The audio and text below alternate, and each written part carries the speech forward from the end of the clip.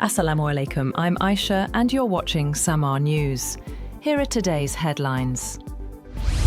Chief of Army Staff Field Marshal Aasim Muneer has warned that Pakistan will respond decisively to any provocation, citing the brief but intense May conflict with India.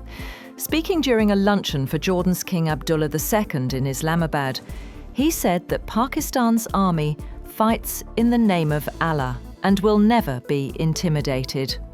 He called on New Delhi to resolve disputes peacefully, while stressing that even minor provocations will be met firmly. Iran's foreign minister says Washington shows no readiness for equal or fair negotiations, even after President Donald Trump hinted at talks. Dialogue efforts collapsed after Israeli and US strikes in June. Western states accuse Iran of seeking weapons under its nuclear program, which Tehran denies. Indirect talks stalled over uranium enrichment, a demand Iran refuses to drop. US President Donald Trump purchased at least $82 million in corporate and municipal bonds between late August and early October, according to new financial disclosures released Saturday by the Office of Government Ethics. The filings show over 175 transactions across industries influenced by Trump-era policies. While exact amounts for each purchase were not disclosed, the total maximum value could exceed $337 million. Mass protests erupt across Mexico after the November 1st murder of Uruapan Mayor Carlos Manzo during a Day of the Dead event. Many demonstrators, rallying under the banner of Generation Z, demanded justice and an end to escalating violence and corruption. In Mexico City, clashes broke out outside the National Palace as hooded protesters tore down fences, prompting police to use tear gas.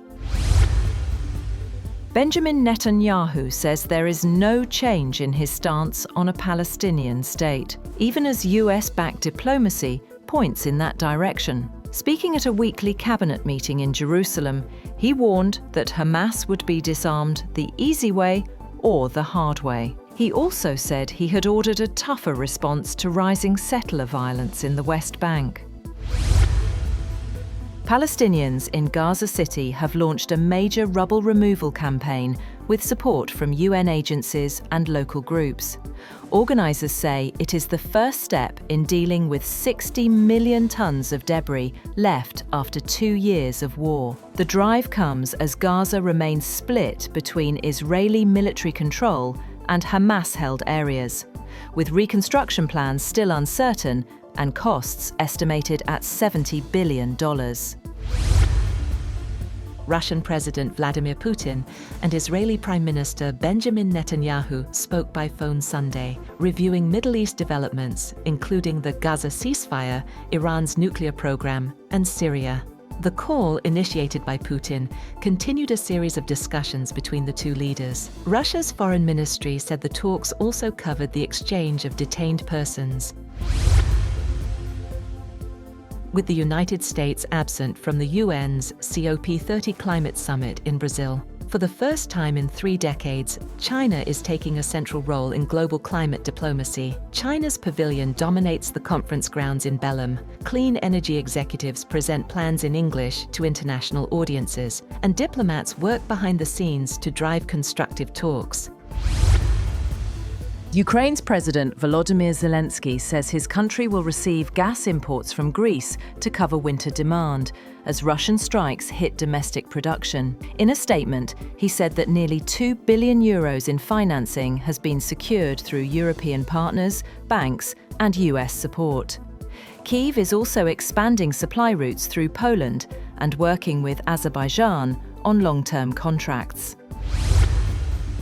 Ukraine is working to resume prisoner exchanges with Russia, aiming for the release of 1,200 Ukrainians, President Volodymyr Zelensky said Sunday. His security chief, Rustem Umerov, said talks in Turkey and the UAE, supported by Kyiv's partners, aim to return to the Istanbul Agreements of 2022, which set rules for coordinated swaps. Exchanges have been sporadic due to frontline escalations since Russia's invasion in February 2022.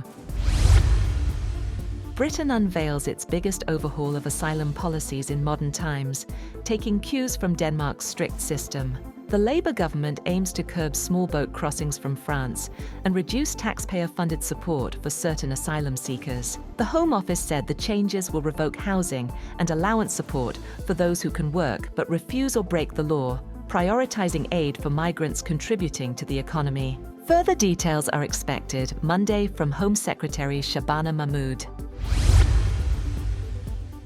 Libya's Red Crescent says at least 4 migrants died after 2 boats carrying 95 people capsized off the coast of Al-Khums.